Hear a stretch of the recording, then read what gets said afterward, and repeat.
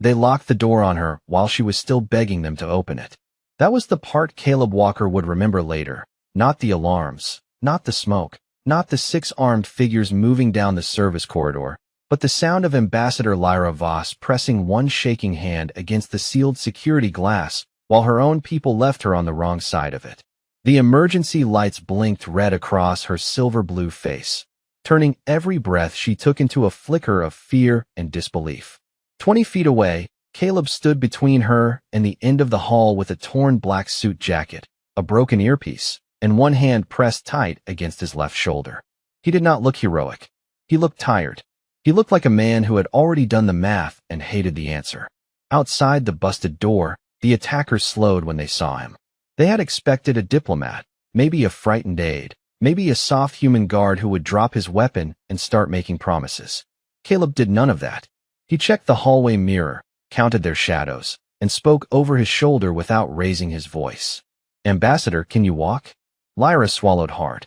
Her ceremonial robe was caught on a jagged strip of wall paneling, and her knees wanted to fold under her. 3 hours ago, she had been standing in the grand hall of Aurelia Station, smiling for cameras, telling half the quadrant that trust was the first step toward peace. Now trust had a locked door, a silent comm channel, and the backs of her royal security team disappearing toward the shuttle bay. "I think so," she whispered. Caleb gave a small nod, like that was all he needed. "Then save your breath." One of the attackers called out in a clicking language that the translator barely caught. "Step aside, human. This is not your treaty." Caleb's eyes stayed on the reflection in the mirror. "Funny," he said. "I was hired to stand here. You were hired to guard a room." "No," Caleb said, shifting his weight just enough to block the line of sight to Lyra. "I was hired to guard her." Lyra stared at the back of him. She had chosen Caleb Walker because he had seemed safe in the most boring way possible.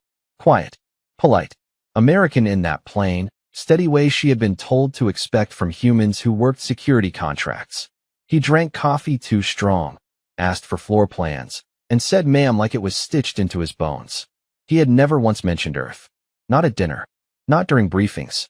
Not when her advisors joked that humans from colony worlds were easier to manage than the old bloodlines from Sol. But now the attackers had stopped smiling.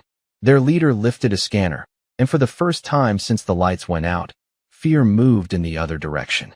The device chirped once. A name appeared. Caleb Walker. Birthplace, Earth. The leader took one step back.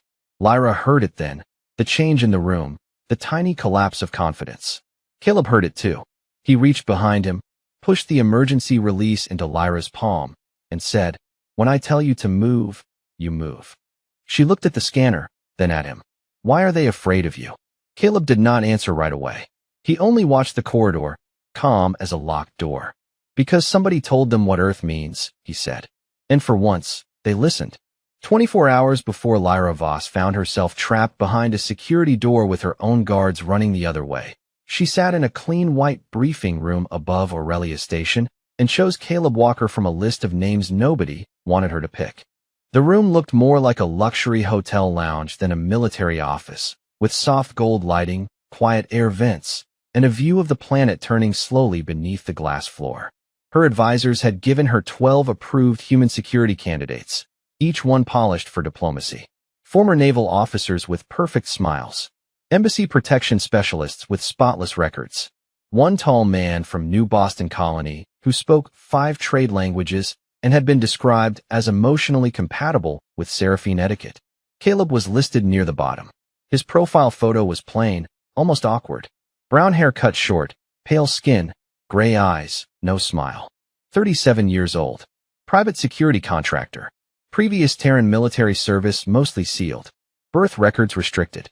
Psychological review marked stable but difficult to read. Lyra tapped his name once.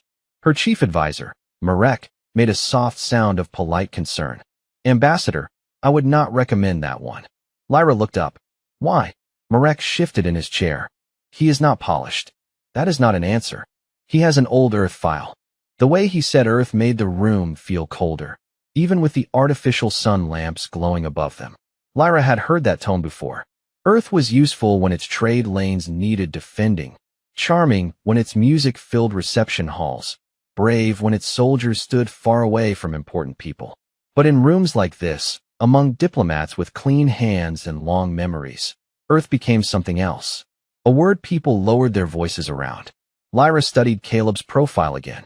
There were no medals displayed, no heroic summary, no grand statement about honor. Just a service record with half the lines hidden behind black clearance bars and a note from a previous embassy. Does not overreact under pressure. Bring him in, she said. 10 minutes later, Caleb Walker entered with a paper coffee cup in one hand and a cheap black folder in the other. He was not the tallest human in the station. He was not the strongest looking. His suit fit well enough, but it had the stiff shoulders of something bought for work, not admiration. He stopped 2 steps inside the room, noticed every exit without turning his head, and gave Lyra a small nod. Ambassador. No bow. No dramatic salute. No attempt to impress her. Marek frowned immediately. Lyra found herself almost smiling. Mr. Walker, everyone else has told me why they are qualified to protect me. Are you going to do the same? Caleb took 1 second too long to answer. Not because he was slow, because he was deciding how honest to be. No, ma'am. No. You already have my file. If the file did not help, me bragging will not fix it. One of her aides blinked like the translation software had made a mistake. Lyra leaned back in her chair. Then what do you need from me? Caleb set the folder on the table, opened it, and slid out a printed floor plan of Aurelia Station's diplomatic wing. It had red circles around service corridors, maintenance elevators, emergency airlock controls, and 3 blind spots in the surveillance grid. Marek sat forward. Where did you get that? Caleb did not look at him. Public contractor database. Badly organized, not secured. Lyra's smile faded. Caleb pointed to the hall outside the grand chamber. I need your exact walking route. Names of everyone allowed within 10 feet of you, medical restrictions, allergy list, and whether your ceremonial robe can be cut loose in an emergency. The room went quiet. Lyra looked down at her silver blue sleeves, embroidered by 6 generations of her family. That robe is a symbol of my office. Yes, ma'am, Caleb said. Can it be cut loose? It was the first time that day anyone had spoken to her, as if she was not a symbol, not a treaty, not a political instrument, but a living person who might need to run. She folded her hands on the table. If my life depends on it, yes. Caleb nodded once and wrote it down with a pen. An actual pen. Good. Marek looked offended. Ambassador, this is unnecessary. Seraphine shields have never failed inside a diplomatic station. Caleb looked at the advisor then. Not rude, not angry, just tired in a way Lyra did not yet understand. That is usually when things fail. Lyra watched him cap the pen and realized something small but important. Every other candidate had promised safety. Caleb had planned for danger.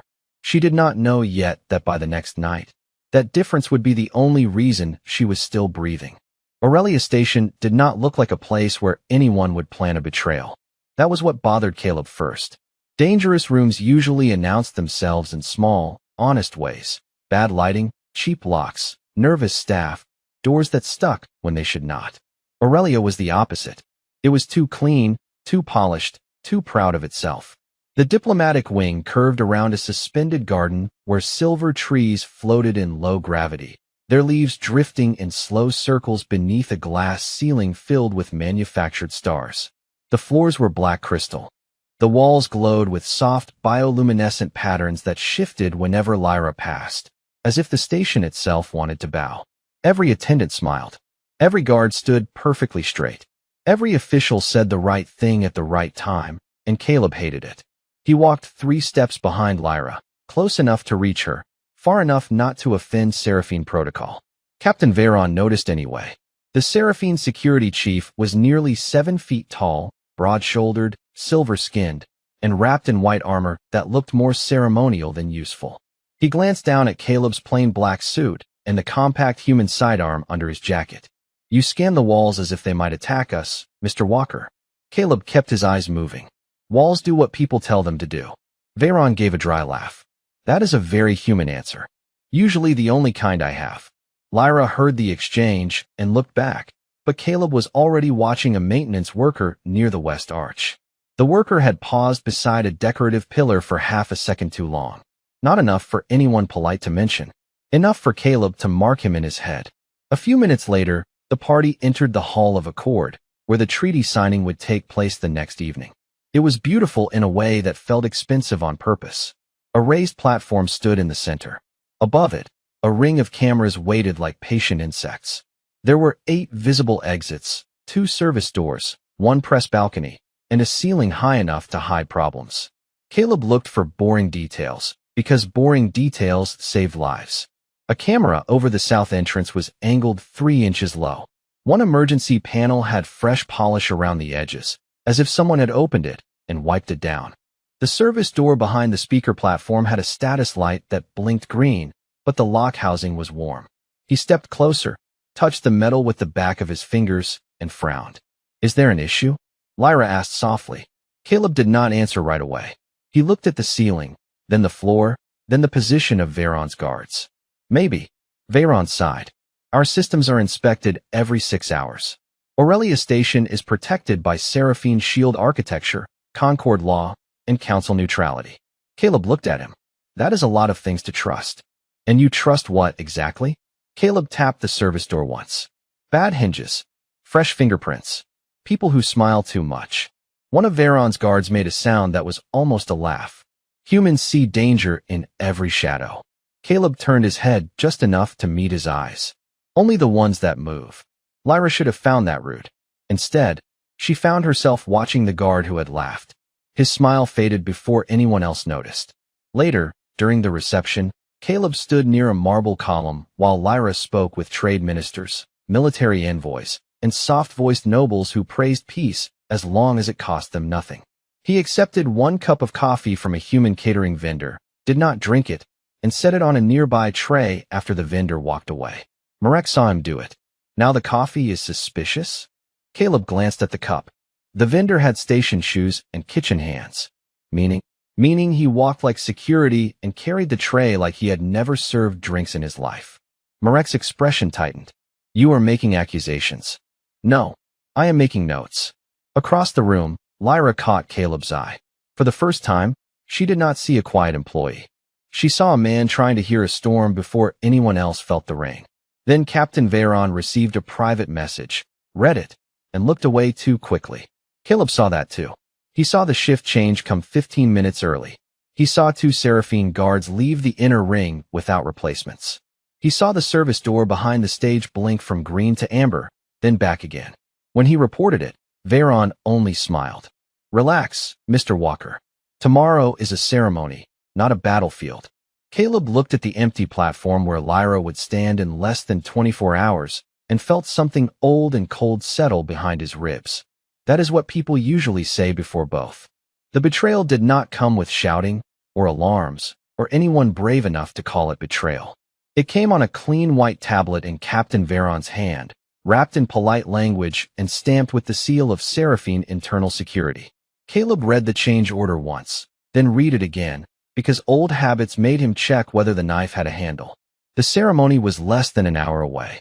Lyra stood near the private preparation room mirror while 2 attendants adjusted the silver trim of her formal robe. Beyond the glass, Aurelia Station glittered like nothing bad had ever happened there. Veyron cleared his throat with the soft confidence of a man who believed authority could make bad decisions look respectable. "Mr. Walker, your position has been reassigned to the outer observation ring." Caleb folded the tablet shut. "That puts me 80 feet from the ambassador." 83, Veyron said. "The inner ring will be handled by Seraphine personnel." Marek looked relieved. The attendants pretended not to listen. Lyra turned slowly. "I chose Mr. Walker for close protection." Veyron bowed just enough to be insulting without being rude. "And your judgment is respected, Ambassador. But the final ceremony falls under Concord jurisdiction. Human contractors are not permitted within the first security circle during a treaty signing."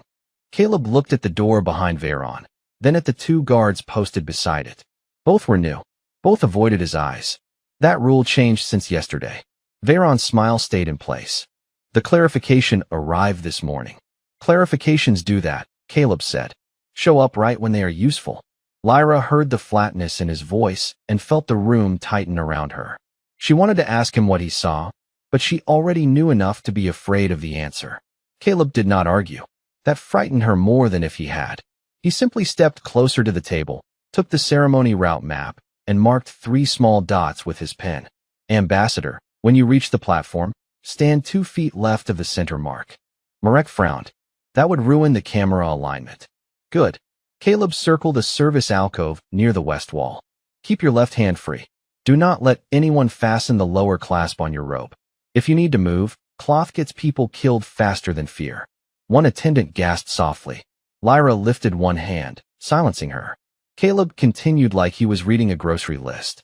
If the lights cut out, do not stand up to look for me. Get low. If your translator fails, do not wait for words. Watch my hands. Veyron stepped forward. This is unnecessary and highly inappropriate. Caleb finally looked at him. Then you will have no trouble ignoring it. For one sharp second, Veyron's expression slipped. Not much. Just enough. Under the polished pride, there was irritation, and under that, something Caleb recognized from 100 bedrooms back home. Not guilt exactly. Pressure. A man following orders he did not want written down. Lyra saw Caleb notice it. She also saw him decide not to speak. That was the worst part.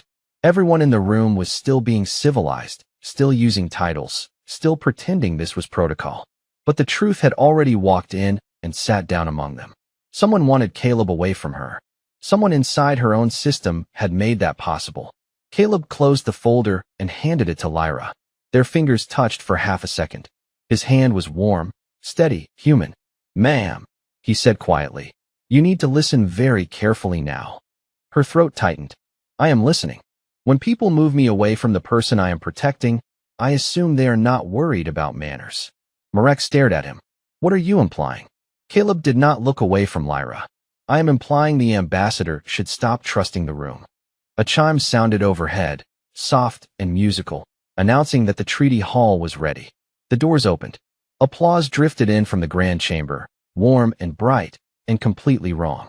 Lyra lifted her chin because diplomats were trained to walk toward rooms that scared them. Caleb stepped aside because protocol had ordered him to. But as she passed, he spoke barely above a whisper. 2 feet left. Left hand free. Lyra did not nod. She only walked forward with her robe unclasped at the bottom, her heart beating too hard beneath all that silver, while Caleb followed 83 feet behind her, watching every shadow that moved. The grand chamber greeted Lyra like a dream built by people who had never been afraid. Thousands of soft lights floated above the Hall of Accord, each one holding a tiny recording drone inside its glow. Delegates from 12 systems rose as she entered, their robes and armor shimmering beneath the glass ceiling. The platform waited at the center of the room, bright, perfect, and exposed.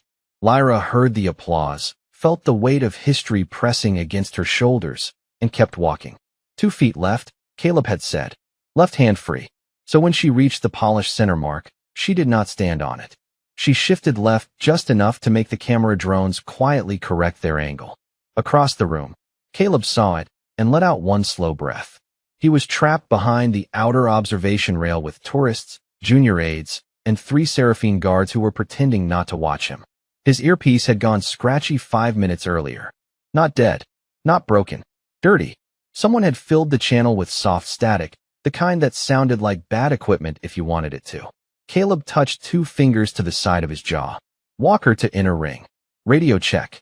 Nothing answered but a thin hiss. On the platform, Lyra placed both hands on the speaker's rail. Her left hand stayed free. Honored delegates, she began, her voice carrying through the chamber. Today is not the end of our caution. It is the beginning of choosing something better than fear. Caleb watched the service door behind the platform. Green light. Green light. Amber. Back to green. His stomach dropped. Not panic. Recognition. He moved before anyone gave him permission. One of the Seraphine guards stepped in his path. Mr. Walker, return to your assigned position. Caleb did not slow down. Move. You are violating ceremony protocol. Yes. The guard reached for his arm. Caleb turned his shoulder, slipped past him, and started down the aisle. That was when the first light died. Every light in the hall went out at once. Not dimmed. Not flickered. Gone. The floating drones dropped into emergency mode, flashing red as the chamber filled with startled voices.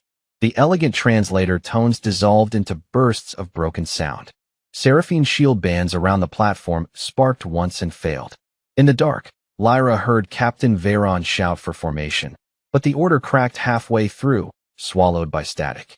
A sharp pulse struck the speaker's rail where she would have been standing if she had obeyed the center mark. The rail snapped loose and clattered across the platform. For one frozen second, Lyra could not move. Her mind tried to dress the moment in diplomatic words: malfunction, disruption, security incident. Then the second pulse cut through the empty space beside her shoulder, and diplomacy became a very small thing. Caleb reached her before her own inner guard did. He came out of the dark fast and low, one hand catching the loose fabric of her robe, the other guiding her behind the platform wall. "Down," he said. Not loud, not dramatic, just final. Lyra dropped.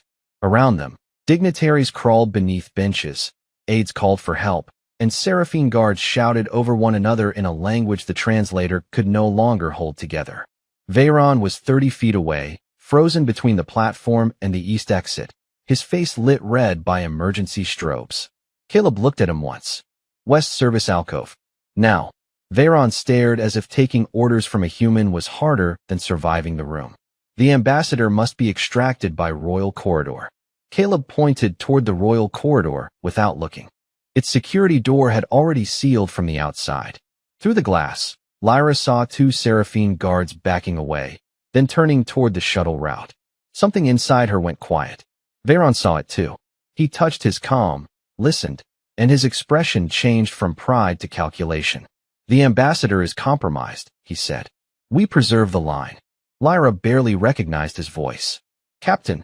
He would not meet her eyes. Caleb did. He was breathing hard now, and for the first time she saw fear on his face. Real fear. Controlled fear. Useful fear. "Your people are not coming," he said.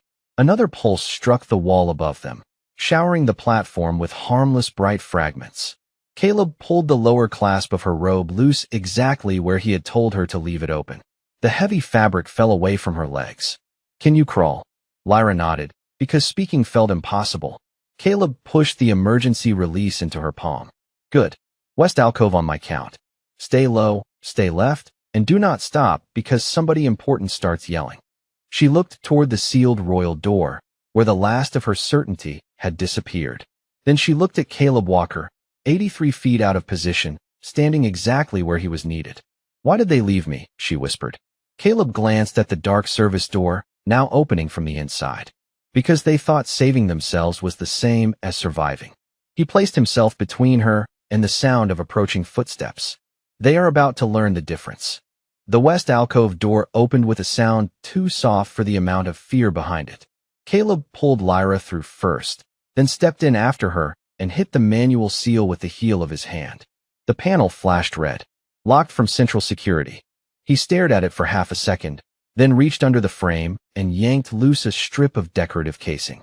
Lyra watched him pull 2 wires free like he had done it 1,000 times in worse places. "Is that safe?" she asked, her voice thin. "No," Caleb said, "but locked is worse." The door gave a heavy click and sealed behind them. The noise of the grand chamber became a muffled roar, distant and unreal. Ahead was a maintenance corridor that looked nothing like the station brochures. No glass floors, no floating gardens, no polite silver trees, just low ceilings, gray wall panels, exposed coolant pipes, and narrow yellow floor lines meant for workers nobody important was supposed to notice. Caleb pointed down the passage. "Move to the bend. Keep one hand on the wall." Lyra tried to stand too quickly, and her legs nearly gave out. Caleb caught her by the elbow, steady but not gentle. "Slow is smooth. Smooth is fast." She almost laughed, not because it was funny, but because her mind needed something normal, and there was nothing normal left. Is that a human proverb? Something like that. They reached the bend, and Caleb guided her behind a utility cart stacked with filter canisters.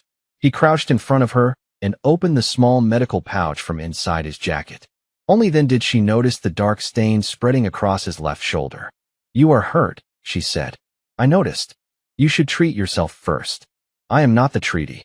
He tore open a sterile patch with his teeth, then paused, took it out of his mouth, and gave her a quick look.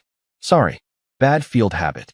Under any other circumstance, Lyra would have found that strangely endearing.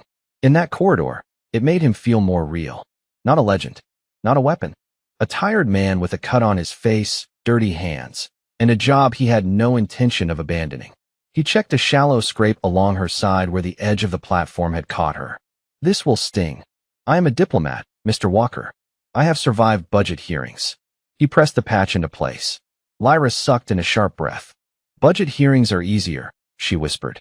Depends on the committee. The small joke did more for her than the medicine. It reminded her that the world had not ended yet. Caleb glanced back toward the sealed door. The footsteps outside had not reached them, but the station carried sound through its bones. Somewhere above, people were still shouting. Somewhere behind them, someone was using official channels to decide whether her life was worth the inconvenience. Caleb pulled a compact flashlight from his belt and clipped it to the card, aiming the beam low so it would not spill into the hall. Then he removed his jacket, folded it around his injured shoulder, and tightened it with a strip of fabric from her discarded robe. His hands were steady, but Lyra saw the tiny twitch in his jaw. "You are afraid," she said. Caleb looked at her, and for once, he did not hide behind dry humor. "Yes, ma'am." The honesty hit harder than any reassurance could have. Her own guards had shouted about honor while backing away. Caleb admitted fear while moving closer to danger. "Then how are you still thinking?" she asked. He checked the small number of rounds left in his sidearm, then picked up a wrench from the utility cart and weighed it in his palm. Fear is information. Panic is what happens when you stop reading it. Lyra looked down at her hands. They were shaking so badly she had to press them together. "I think I am panicking." "That is fine." "It does not feel fine. It is your first time being abandoned during a treaty signing. You are allowed to be bad at it." She stared at him, then let out one broken breath that almost became a laugh. Caleb gave her that same small nod from the briefing room. Approval without softness. Comfort without lying. He pulled the service map from his folder, now creased and smudged, and spread it across the floor between them. "There is a cargo lift 200 feet down this corridor. If it still has power, it takes us below the diplomatic wing. If it does not, we use the ladder shaft." Lyra looked at the map, then back toward the sealed door. "And if they are waiting there?" Caleb picked up the wrench, the flashlight catching the calm in his eyes. "Then we make them wish they had taken the stairs." A heavy knock echoed from the door behind them. Not random. Testing. Caleb turned off the flashlight. The corridor went dark except for the red emergency strip along the floor. He leaned close enough for Lyra to hear him breathe. "From now on, no titles," he whispered. "No speeches. No arguing with people who already decided you do not matter." The second knock came harder. Lyra forced herself to stand. Her knees shook, but they held. Caleb saw it and moved ahead of her into the dark. "Good," he said quietly. "Now we start disappointing them." The third knock did not come. That was worse. Caleb knew the rhythm of people trying to scare someone, and he knew the rhythm of people who had stopped performing and started working. On the other side of the sealed door, the attackers had gone quiet. He motioned Lyra forward with 2 fingers, and they moved down the maintenance corridor under the thin red emergency glow, stepping over cable bundles and low pipes, while the whole station seemed to hold its breath around them. The cargo lift was 200 feet away, just like the map said, but distance changed when people were hunting you. Every foot felt longer. Every turn felt borrowed. Lyra kept one hand on the wall and one hand pressed against the patch at her side. She wanted to ask how much farther. She did not. Caleb had told her no titles, no speeches, no wasted air, and for the first time in her life, the rules that mattered were not written by a council. They reached a split in the corridor where 3 service tunnels met under a blinking sign that read cargo access in plain English, Seraphine script, and 2 trade languages. Caleb stopped, so suddenly Lyra nearly walked into him. He raised one hand. Somewhere ahead, a boot scraped metal. Not loud, not careless, just enough. Caleb looked at a loose pressure valve above them, then at a row of empty filter drums beside the wall. "Behind those," he whispered. Lyra crouched low, her robe trimmed down to torn silver cloth and practical movement, while Caleb stepped into the open with the wrench hanging loose at his side. 2 attackers emerged from the cross hall. Their armor was matte gray, not military issue, not cheap either. Professionals. One carried a scanner. The other lifted a compact pulse weapon and tilted his head as the translator on his collar sparked back to life. "Human contractor," he said. "This does not concern you." Caleb looked genuinely tired of hearing that. "People keep saying that in rooms where I am standing." "Walk away." "No, you do not know who hired us." Caleb shifted half a step, placing his body between them and the filter drums. I know they paid extra for inside door codes. I know they jammed the translators, but left station cameras alive. I know they want her frightened on a live feed, not just gone. That means politics. Politics means witnesses. Witnesses mean you are on a schedule. The attacker with the scanner hesitated. Lyra could see it from behind the drums, that small break in confidence when a target started explaining the trap back to the trapper. The scanner chirped. A blue line swept Caleb from head to toe. The alien looked down at the display, then went still.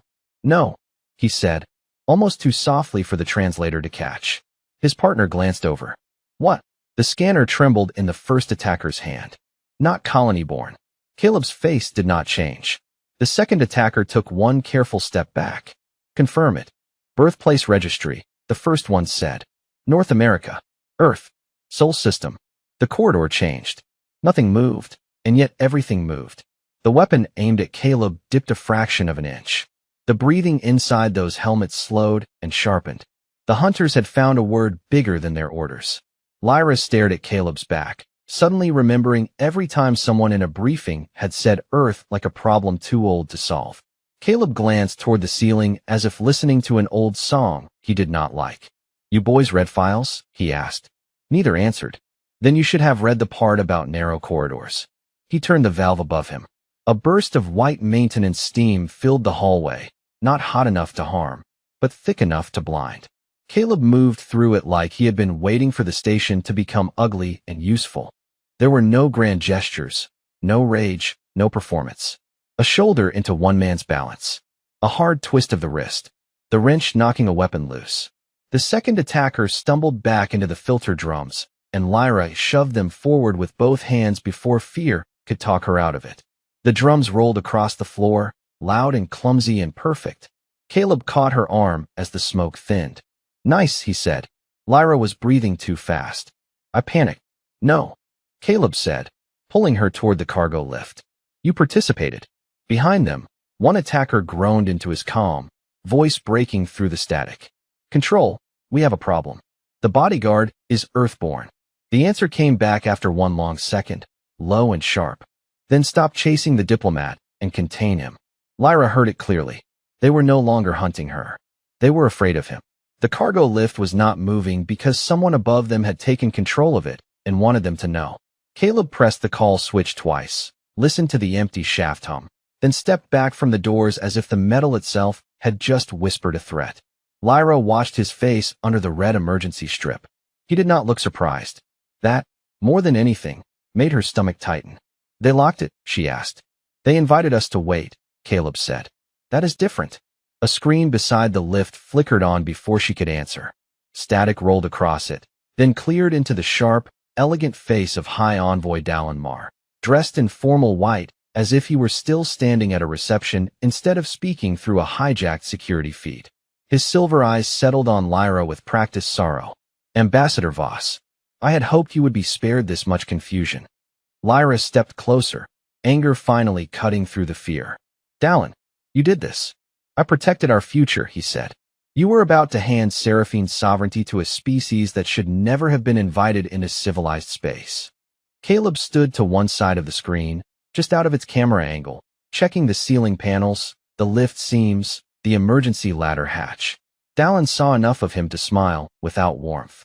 And you brought one of them into your confidence. That was your first mistake. Lyra looked at Caleb, then back at the screen. He stayed when my own guard left. Yes, Dallin said softly. That is what makes them dangerous. They make loyalty look simple. They make restraint look moral. But Earth does not produce peace, Lyra. It produces survivors with good manners. Caleb stopped working for half a second. Only half. Dallin continued, his voice growing colder. Do you know what the old reports say? Earth gravity breaks the posture of half the known species. Its weather can tear cities apart. Its oceans hide predators larger than diplomatic shuttles. Its microbes are so aggressive that first contact teams burn their own suits after landing. And the humans? They looked at that world and called it home. Lyra had heard pieces of this in school, always softened, always wrapped in academic distance. Hearing it now, from a traitor using history like a weapon, made it feel ugly. Dallin leaned closer to the camera. They spent thousands of years fighting one another, then walked into the stars pretending they had learned mercy. They have not changed. They have only learned when to smile. Caleb looked up then. Not angry. Worse. Patient. You read the wrong part. Dallon's eyes shifted toward him. Excuse me. Caleb stepped into view. His shirt was torn at the shoulder, his face marked by smoke and dust, but his voice stayed flat. You read the disasters. The wars. The predators. The storms. Everybody does. Makes for a scary briefing. Dallon's mouth tightened. And what part did I miss, Mr. Walker? Caleb took one step closer to the screen. The part where we stopped. The corridor went quiet except for the lift machinery ticking behind the doors. Caleb pointed down the dark hallway, not at Dallon, but past him, as if speaking to every hidden listener in the station. Earth taught us fear early. It taught us hunger, cold, fire, loss, every ugly thing a living creature can learn. And then, after all that, we built hospitals. We wrote laws. We signed treaties. We sent people like me to stand beside people like her, not because we forgot what we are capable of, but because we remember. Lyra felt her chest tighten, not with fear this time, but with the sudden understanding that Caleb had been carrying more than a weapon and a contract. He had been carrying a locked door inside himself, and every minute in that corridor, he had kept choosing not to open it. Dallon stared at him with open disgust. A comforting speech from a hired guard. No, Caleb said. A warning from one. The screen flickered as Dallon sent a command through the station system. Above them, heavy locks disengaged in the ceiling. Somewhere nearby, more footsteps began moving their way. Dallon's face returned to calm. Then let us see how long your restraint lasts. The screen went black. Lyra looked toward the sounds in the corridor, then at Caleb. What do we do? Caleb pulled open the emergency ladder hatch beside the lift and gestured her inside. We do the part Earth got good at. Which part is that? Caleb gave her a tired little smile. We adapt. The ladder shaft smelled like dust, hot metal, and the part of every station no one admitted existed. Lyra climbed first because Caleb made her, one rung at a time, her hands aching, her side burning, the grand language of diplomacy reduced to a simple human instruction whispered from below. 3 more feet. Right hand up. Good. Keep going. Behind them, the cargo lift doors opened to an empty corridor Caleb had never planned to enter. The attackers rushed toward the sound they expected, toward the screen Dallon had used, toward the obvious path. They found Caleb's jacket hanging on a pipe, a flashlight rolling slowly across the floor, and a maintenance alarm set to scream in exactly the wrong direction. By the time they understood, Lyra and Caleb were already above them in a narrow service gallery overlooking the diplomatic wing. Through the grated floor, Lyra could see the hall of Accord below, full of frightened delegates and frozen cameras. The station was still broadcasting.